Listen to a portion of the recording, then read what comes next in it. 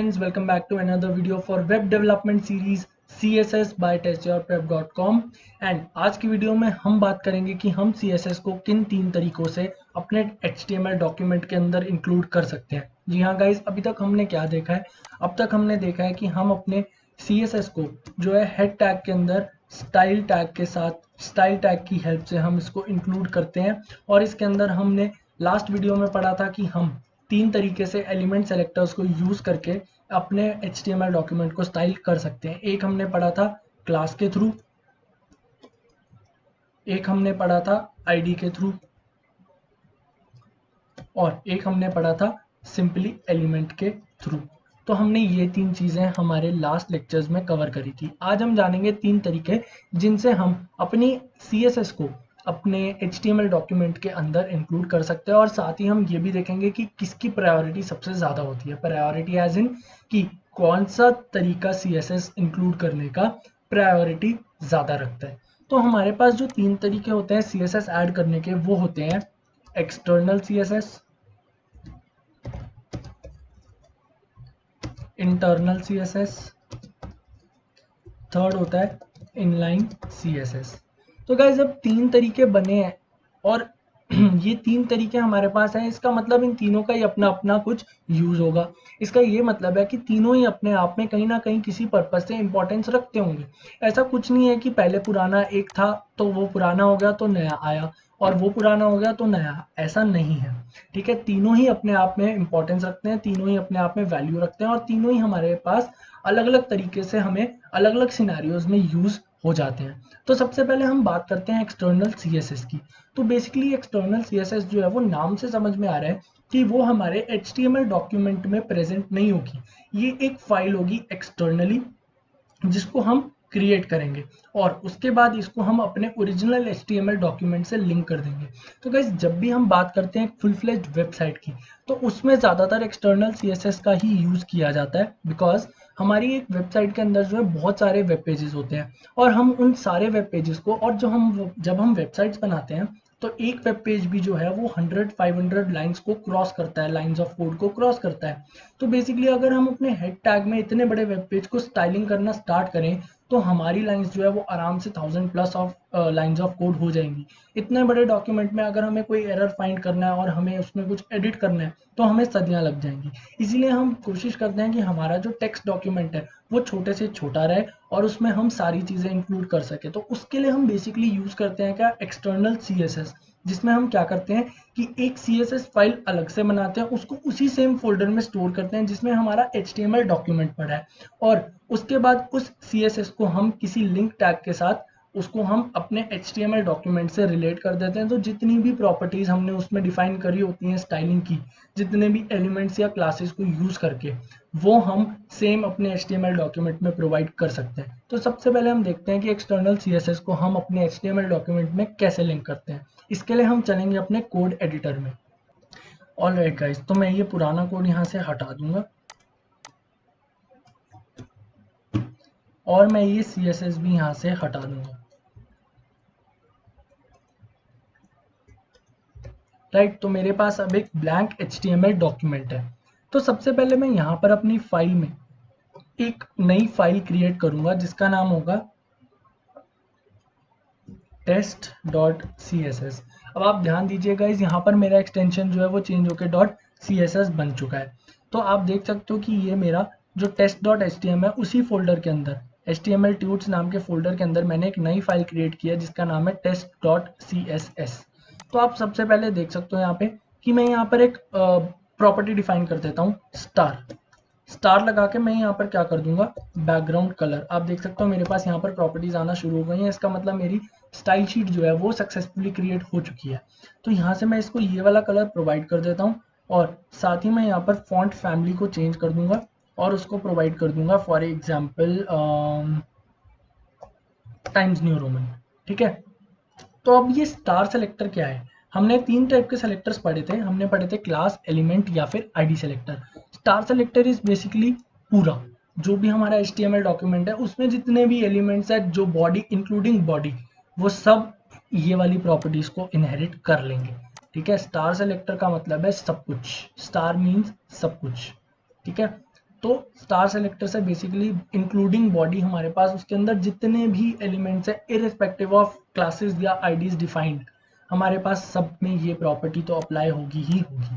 तो for example मैं इसको यहाँ पर सेव करता हूँ और अपने HTML डॉक्यूमेंट को भी सेव करता हूँ, तो आप देख सकते हो मेरे पास कोई यहाँ पर चेंज नहीं आया। हालांकि मेरा यहाँ पर बैकग्राउंड चेंज हो जाना चाहिए था, बिकॉज यहाँ पर मैंने एक बैकग्राउंड स्पेसिफाई किया है।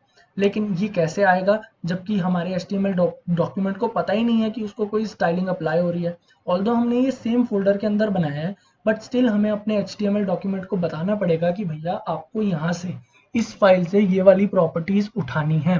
तो उसके लिए हम क्या करते हैं गाइज, हम अपने हेड टैग में एक टैग लगाएंगे जिसका नाम होता है लिंक, और लिंक के अंदर हम लिखेंगे REL which is what which specifies the relation. तो हम लिंक कर रहे हैं अपनी स्टाइल शीट को और उसके रिलेशन में क्या नाम है उस स्टाइल शीट का, test.css, और साथ में हम यहाँ पर लिख देते हैं एक टाइप।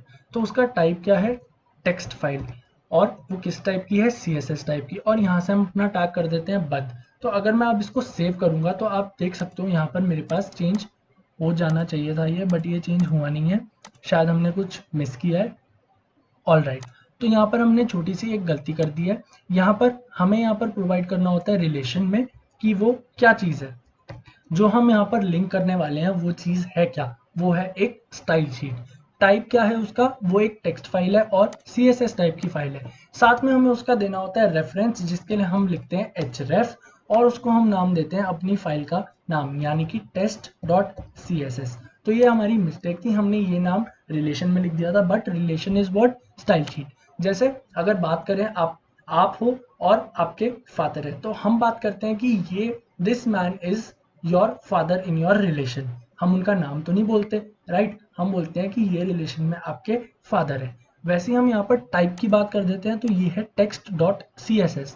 तो href जो रेफरेंस होता है, फिर हम बताते हैं कि जी जो रेफरेंस है वो हम किस स्टाइल शीट का ले रहे हैं, वो इस स्टाइल शीट का रेफरेंस ले रहे हैं। तो अब अगर मैं अपने डॉक्यूमेंट को सेव करूंगा तो आप देख सकते हो यहाँ पर मेरे पास जो है मेरा कलर चेंज हो चुका है, और यहाँ पर जो मैंने कलर स्पेसिफाई किया था उस कलर में ये मुझे मिल चुका है। और आप देख सकते हो कि मैंने यहाँ पर किसी क्लास या एलिमेंट को स्पेसिफाई नहीं किया था, मैंने यहाँ पर सीधा स्टार लगाया था, यानी कि मेरा स्टार में जो भी मैं एलिमेंट प्रोवाइड करूंगा उसमें अब ये प्रॉपर्टीज तो अप्लाई हो ही जाएंगी। तो फॉर एग्जांपल यहाँ पर अगर मैं अपना एक पैराग्राफ भी अगर बनाऊंगा तो भी मेरे पास ये पैराग्राफ दिखेगा मुझे, और उसका बैकग्राउंड कलर क्या होगा, उसका बैकग्राउंड कलर रेड ही होगा, क्योंकि यहाँ पर मुझे वो बैकग्राउंड कलर नहीं दिखेगा, बिकॉज बॉडी के लिए और पैराग्राफ के लिए दोनों बैकग्राउंड कलर जो हैं वो सेम है। तो दैट्स वाई ये बैकग्राउंड कलर हमें नजर नहीं आ रहा है, बट आप देख सकते हो कि फॉन्ट टाइम्स न्यू रोमन है और जो हमारा बैकग्राउंड कलर है वो भी सेट हुआ हुआ है। अगर मैं यहाँ पर आपको चेंजेस दिखाने के लिए फॉन्ट साइज को थोड़ा बढ़ा दूं तो मैं यहाँ पर इसको 45px कर दूंगा, और आप देख सकते हो कि मेरा जो पैराग्राफ का फॉन्ट साइज है वो अब बढ़ चुका है। इसका मतलब साफ है कि ये बॉडी को इसने कलर प्रोवाइड किया, इसका मतलब ये बॉडी पे भी काम कर रहा है, और फॉन्ट साइज इसने 45px किया, इसका मतलब ये इस पैराग्राफ में भी काम कर रहा है। तो this was our external style sheet, कि हम एक अलग स्टाइल शीट को बना के उसको यूजिंग दिस लिंक टैग हम इसको अपने HTML डॉक्यूमेंट में लिंक कर सकते हैं, राइट। सेकंड हम बात करेंगे हमारे इंटरनल CSS की। तो गाइस जैसा कि आप जानते हो हमने जो हेड टैग के अंदर, अगर मैं इसको हटा दूं तो आप देख सकते हो मेरे पास नॉर्मल एक डॉक्यूमेंट आ गया है। तो हेड टैग के अंदर मैं जब लिख देता हूं यहाँ पर स्टाइल, तो आप जानते हो कि हमने यहाँ से स्टाइल प्रोवाइड कर दिया था, तो वही सेम चीज मैं स्टार लगाकर यहाँ पर अगर कर दूं बैकग्राउंड कलर एज टर्कोइज और फॉन्ट साइज एज 35px, तो आप देख सकते हो गाइस कि यहाँ पर भी सेम चीज जो हमने इस फाइल में लिखा था, अब यहाँ पर स्टाइल टैग लगा के इनसाइड हेड हमने इस चीज को अप्लाई किया और वो एकदम सही चल रही है। तो बेसिकली गाइस हमारे पास ये जो है ये हमारा इंटरनल स्टाइल शीट होता है जो हम अपनी HTML की वीडियो से यूज करते आ रहे हैं। थर्ड टाइप होती है हमारे पास guys internal CSS, sorry inline CSS। तो व्हाट इज इनलाइन CSS? अब हम यहाँ पर एक चीज और देखेंगे, हम देखेंगे यहाँ पर प्रायोरिटी, ठीक है। तो अब आपने जैसे देखा कि मेरे पास एक एक्सटर्नल स्टाइल शीट है जिसमें ये सब प्रॉपर्टीज डली हुई हैं, ठीक है। अब मैं क्या करता हूँ, इस स्टाइल शीट को भी लिंक कर देता हूँ। मैंने क्या किया था, यहाँ पर डाला था एक रिलेशन जिसमें था स्टाइल शीट, राइट। साथ में डाला था टाइप जो था टेक्स्ट स्लैश CSS, और मैंने यहाँ पर डाला था href जो था टेस्ट डॉट CSS, राइट। और इसको टैग को मैंने बंद किया तो मेरे पास ये स्टाइलिंग प्रोवाइड हुई। बट अब आप एक चीज यहाँ पे नोटिस करो कि यहाँ पर जो मैंने स्टाइल दे रखा है उसमें बैकग्राउंड कलर है टोमेटो, ठीक है। फैमिली और साइज इज 45px, बट यहाँ पर हमारे पास कलर है टोमेटो और साइज है 45px। लेकिन यहाँ पर हमने उसको लिंक किया। चलो 2 मिनट के लिए मैं इसको कमेंट कर देता हूँ, यानी कि मेरा ये कोड रन नहीं करेगा।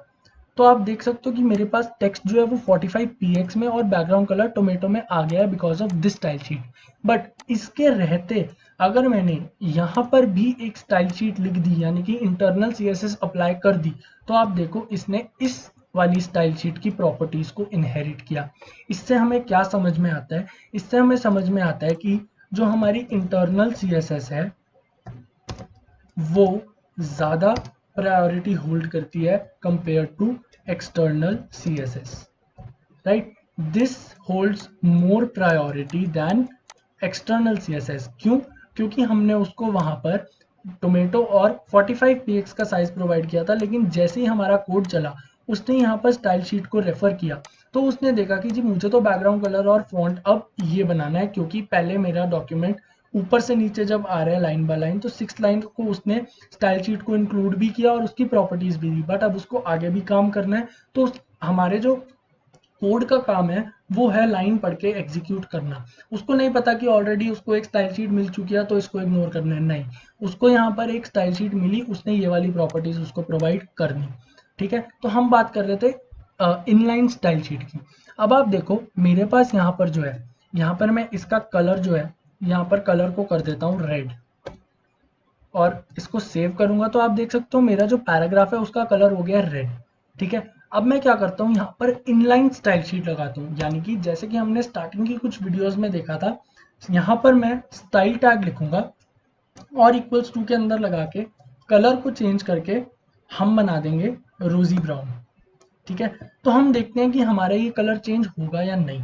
तो जैसे ही मैंने इसको सेव किया, आप देख सकते हो कि मेरा कलर जो है यहाँ पर वो चेंज हो चुका है। इससे हमें क्या पता चला, इससे हमें ये पता चला कि इंटरनल CSS से भी ज्यादा प्रायोरिटी कौन होल्ड करता है, इनलाइन CSS। इंटरनल CSS से भी ज्यादा प्रायोरिटी होल्ड करता है इनलाइन CSS। तो ये हमारे पास प्रायोरिटी ऑर्डर्स जो है हमें देखने को मिल गए हमारी CSS के अंदर। सबसे ज्यादा प्रायोरिटी होल्ड करता है इनलाइन CSS। कहने का मतलब है कि आपने चाहे एक्सटर्नल CSS भी डिफाइन की हुई है और इंटरनल CSS भी डिफाइन की हुई है, उसका कोई फर्क नहीं पड़ेगा। यहाँ पर मैंने कलर रेड दिया हुआ है, यहाँ पर मैंने कलर फॉर एग्जाम्पल यहाँ पर मैं कलर ब्लैक दे देता हूँ, सेव करूंगा कोई फर्क नहीं पड़ेगा, राइट। सेव करके भी यहाँ पर कोई फर्क नहीं पड़ेगा। देखो मैं इसको सेव कर रहा हूँ तो मेरा ये रेड हो जा रहा है, मैं इसको सेव कर रहा हूँ तो मेरा ये ब्लू हो जा रहा है, राइट। तो बेसिकली कोई फर्क नहीं पड़ेगा, यहाँ पर मेरे पास कलर अभी भी यही है, ठीक है। मैं जैसे यहाँ पर कलर को येलो दे दूंगा तो आप देख सकते हो यहाँ पर आके मेरे पास कलर येलो ही है। बैकग्राउंड क्यों चेंज हो रहा है I don't know that, but मेरा आप यहाँ से देख सकते हो, क्योंकि ये ब्राउजर डिपेंडेंट भी हो सकता है, कुछ प्रॉब्लम उसमें हो सकती है। बट प्रायोरिटी की अगर हम बात करें तो हमारी सबसे ज्यादा प्रायोरिटी कौन होल्ड करता है, इनलाइन CSS, उसके बाद हमारी इंटरनल CSS और लास्ट में हमारे पास आता है हमारा एक्सटर्नल CSS। तो गाइज ये थे CSS के 3 मेथड्स जो हम अपनी HTML फाइल के अंदर इंक्लूड कर सकते हैं। तो that's all for the video, thank you so much for watching, I hope you like the video. अगर आपको वीडियो पसंद आई हो, hit the like button, subscribe the channel and stay tuned for more content. We'll be back soon with more programming videos. Till then, stay safe, stay healthy, take care and good luck. Thank you for watching.